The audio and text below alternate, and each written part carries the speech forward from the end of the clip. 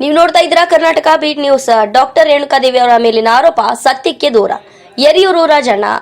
ಚಾಮರಾಜನಗರ ತಾಲೂಕಿನ ಸಂತೆಮರಹಳ್ಳಿ ಸಮುದಾಯ ಆರೋಗ್ಯ ಕೇಂದ್ರದಲ್ಲಿ ಪ್ರಸೂತಿ ಮತ್ತು ಸ್ತ್ರೀ ರೋಗ ತಜ್ಞರಾಗಿ ಕರ್ತವ್ಯ ನಿರ್ವಹಿಸುತ್ತಿದ್ದ ಡಾಕ್ಟರ್ ರೇಣುಕಾದೇವಿ ಅವರ ಮೇಲೆ ರೈತ ಸಂಘ ಮಾಡಿರುವ ಆರೋಪಗಳು ಸತ್ಯಕ್ಕೆ ದೂರವಾಗಿದೆ ಎಂದು ದಲಿತ ಸಂಘರ್ಷ ಸಮಿತಿ ಜಿಲ್ಲಾ ಸಂಚಾಲಕ ಸಿ ರಾಜಣ್ಣ ಯರಿಯೂರು ಹೇಳಿದರು.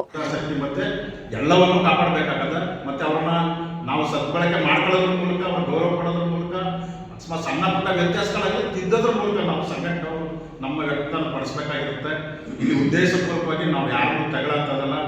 ಇನ್ನಾದರೂ ಆ ರೈತ ಸಂಘದ ಮುಖಂಡ ಬಸವಣ್ಣ, ನೀವು ದಯಮಾಡಿ ಈಗಲಾದರೂ ಸಂಬಂಧಪಟ್ಟ ದಾಖಲಾತಿಗಳು ತಗೊಳ್ಳಿ, ಹುಡುಕಿ ಅದರಲ್ಲಿ ಏನಾದರೂ ಅವರು ರಾಜಕೀಯ ಪ್ರೇರಣೆ ಮಾಡ್ಕೊಂಡು ಈ ಜಿಲ್ಲೆಗೆ ಬರ್ತಾರೆ ಅಂತ ನಿಮ್ಗೆ ಅನಿಸಿದ್ರೆ ನೀವು ಅದನ್ನ ಚಾಲೆಂಜ್ ಮಾಡಿ. ಅದು ಬಿಟ್ಟು ಪತ್ರಿಕಾಗೋಷ್ಠಿ ಮಾಡೋದ್ರ ಮೂಲಕ ಸಮುದಾಯಗಳ ನಡುವೆ ತಂದಾಕಂಥ ಕೆಲಸ ಮತ್ತೆ ಅಧಿಕಾರಿಗಳನ್ನ ತೇಜೋವಧೆ ಮಾಡೋಂಥ ಕೆಲಸಗಳನ್ನ ಮಾಡಬೇಡಿ. ಈಗ ಹಾಗೇನಾದ್ರು ಮಾಡಿದ್ರೆ ನಾವು ಬಹಿರಂಗ ಇಳಿಬೇಕಾಗ್ತದೆ.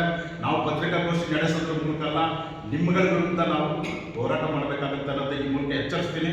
ಇನ್ನು ರೈತ ಸಂಘದ ಜಿಲ್ಲಾಧ್ಯಕ್ಷ ಹೊನ್ನೂರು ಬಸವಣ್ಣ ಅವರು ಸುದ್ದಿಗೋಷ್ಠಿಯಲ್ಲಿ ರೇಣುಕಾದೇವಿ ಅವರನ್ನ RCHO ಅಧಿಕಾರಿಯಾಗಿ ಬಡ್ತಿ ನೀಡಿರುವುದನ್ನು ಹಿಂಪಡೆಯಬೇಕು ಎಂದು ಪತ್ರಿಕೆ ಹೇಳಿಕೆ ನೀಡಿರುವುದು ಸರಿಯಲ್ಲ. ಡಾಕ್ಟರ್ CN ರೇಣುಕಾದೇವಿ ಅವರು ಸಂತೆಮರಹಳ್ಳಿಯ ಸಮುದಾಯ ಆರೋಗ್ಯ ಕೇಂದ್ರದಲ್ಲಿ ಪ್ರಸೂತಿ ಮತ್ತು ಸ್ತ್ರೀ ರೋಗ ತಜ್ಞರಾಗಿ ಕರ್ತವ್ಯ ನಿರ್ವಹಿಸುತ್ತಿದ್ದ ವೇಳೆ ಲಂಚ ಪಡೆಯುತ್ತಿದ್ದರು ಎಂದು ಆರೋಪ ಮಾಡಿದ ಹಿನ್ನೆಲೆಯಲ್ಲಿ ಅವರನ್ನ ಕರ್ತವ್ಯದಿಂದ ಅಮಾನತುಗೊಳಿಸಲಾಗಿತ್ತು. ಇನ್ನು ಬಳಿಕ ಅವರ ಮೇಲಿನ ಆರೋಪಗಳನ್ನು ಕುರಿತು ನ್ಯಾಯಾಲಯ ಇಲಾಖೆ ವ್ಯಾಪ್ತಿಯಲ್ಲಿ ತನಿಖೆ ನಡೆಸಲು ಸೂಚಿಸಿತ್ತು. ಅದರಂತೆ ಇಲಾಖೆ ವ್ಯಾಪ್ತಿಯ ತನಿಖೆಯಲ್ಲಿ ಇವರ ಮೇಲಿನ ಆರೋಪ ಕುರಿತು ಯಾವುದೇ ಸೂಕ್ತ ದಾಖಲೆಗಳಿಲ್ಲ ಎಂದು ವರದಿಯನ್ನು ನೀಡಲಾಗಿದೆ ಎಂದು ಸುದ್ದಿಗೋಷ್ಠಿಯಲ್ಲಿ ಸ್ಪಷ್ಟನೆಯನ್ನು ಕೂಡ ನೀಡಿದರು.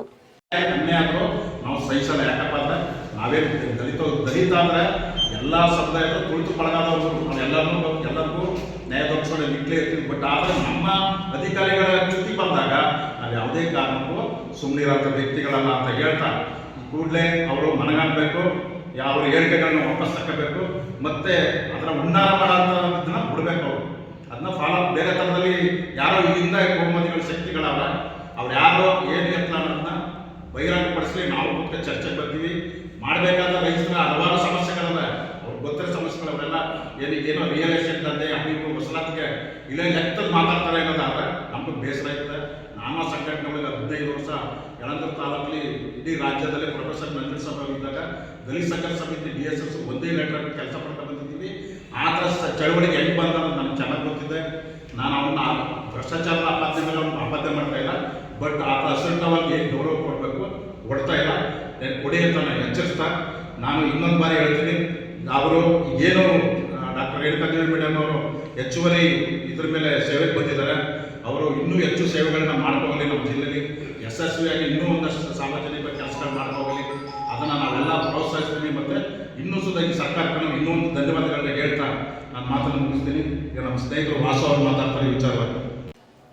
ಆದ್ದರಿಂದ ದಲಿತ ಸಮುದಾಯದ ಹೆಣ್ಣುಮಗಳು ಉನ್ನತ ಹುದ್ದೆಯನ್ನು ಅಲಂಕರಿಸುತ್ತಿರುವುದನ್ನು ಸಹಿಸಲಾಗದೆ ಅವರ ಮೇಲೆ ಇಲ್ಲಸಲ್ಲದ ಆರೋಪಗಳನ್ನು ಮಾಡುತ್ತಿರುವುದು ಸರಿಯಲ್ಲ. ಅಷ್ಟೇ ಅಲ್ಲದೆ ಅವರನ್ನ ಈ RCHO ಹುದ್ದೆಗೆ ತಾತ್ಕಾಲಿಕವಾಗಿ ನೇಮಕ ಮಾಡಿದೆ. ಆದ್ದರಿಂದ ರೈತ ಸಂಘ ಆರೋಪ ಮಾಡುವಾಗ ಸೂಕ್ತವಾದ ದಾಖಲಾತಿಯನ್ನು ಇಟ್ಕೊಂಡು ಆರೋಪ ಮಾಡಬೇಕು ಎಂದರು. ಆ ವಿಡಿಯೋ ಚಿತ್ರೀಕರಣ ಮಾಡಿರ್ತಕ್ಕಂಥದ್ದು ಅದೆಲ್ಲ ಅಸ್ಪಷ್ಟ ಅಂತ ಹೇಳಿ ಈ ಪ್ರಕರಣ ಆಸ್ಪತ್ರೆ ವೈದ್ಯರಾದ ಡಾಕ್ಟರ್ ರೇಣುಕಾದೇವಿ CN ಪ್ರಸೂತಿ ಮತ್ತು ಸ್ತ್ರೀರೋಗ ತಜ್ಞರ ಹೆಸರು ತೊಳಕೆ ಹಾಕಿಕೊಂಡಿದ್ದು ವಿಚಾರಣಾ ವಿಧಿಯಲ್ಲಿ ಆರೋಪದ ಬಗ್ಗೆ ಯಾವುದೇ ಪೂರಕ ದಾಖಲಾತಿಗಳು ಲಭ್ಯವಾಗದ ಕಾರಣ ಸ್ಪಷ್ಟ ಅಭಿಪ್ರಾಯ ನೀಡಲು ಸಾಧ್ಯವಾಗುತ್ತಿಲ್ಲ ಅಂತ. ಅಂದರೆ ಅವರು ನಿರ್ದೋಷಿ, ನಾವು ಇವ್ರ ಬಗ್ಗೆ ಯಾವುದೇ ಅವರನ್ನ ತಪ್ಪು ಮಾಡಿದರೆ ಯಾವುದೇ ದಾಖಲಾತಿಗಳು ನಮಗಿಲ್ಲ ಅಂತ ಅವತ್ತು ತನಿಖಾ ತಂಡ ನಿರ್ದೋಷಿ ಅಂತ ಕೊಟ್ಟ ಮೇಲೆ ಅವ್ರಿಗೆ ಬೇರೆ ಜಿಲ್ಲೆಗೆ ಜವಾಬ್ದಾರಿ ಕೊಟ್ಟು ಕಳಿಸಿದ್ದಾರೆ. ಮತ್ತು ಈ ಜಿಲ್ಲೆಯಲ್ಲಿ ಅವರು ಲೋಕ ಸಂಘದ ಅಧ್ಯಕ್ಷರಾಗಿದ್ದಾರೆ, ರಾಜ್ಯ ಮಟ್ಟದ ಉಪಾಧ್ಯಕ್ಷರಾಗಿದ್ದಾರೆ. ಇದೆಲ್ಲರೂ ಸಹಿಸಿಕೊಳ್ಳಲಾಗದಂಥ ಕೆಲವು ಬಹುಮತ ಶಕ್ತಿಗಳು ಅವರ ಮೇಲೆ ಇಲ್ಲಸಲ್ಲದ ಆರೋಪಗಳನ್ನ ಹೊರಿಸಿ ಜಿಲ್ಲೆಯಿಂದ ಹೊರಗಡೆ ಕಳಿಸಿದ್ದಾರೆ.